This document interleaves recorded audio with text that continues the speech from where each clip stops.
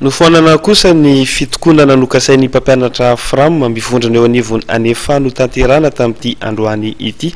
Taoriany ny fanambarana nataon'ny tompon'andraikitra ny fanabeazam-pirenena amin'ny amoahana amin'ny fa-7 ny volana febroary izao ny lisitra raikitra misy ny anaran'ireo mpampianatra raisina ho mpampianatra Fram sy mpiasa-panjakana. Ny 7 febroary zao no ivoaka ny lisitra raikitra misy ny anaran'ireo mpampianatra Frama voaray ho mpiasa-panjakana manirana ny nosy. Mialoha daty io dia efa mandeha ny fanapareahana ny fifanarahana arak'asa ho an'ireo mpampianatra voakasika amin'izany.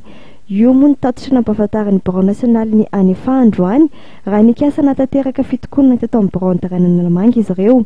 Arak'izany ary dia nifoanana fitokonana saika ho tanterahana androany.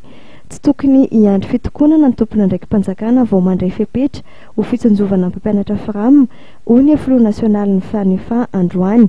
Afantatra teto ihany koa tamin'ity androany ity fa hivoaka amin'ny herinandro ity ny tamboka raman'ireo mpampianatra Fram.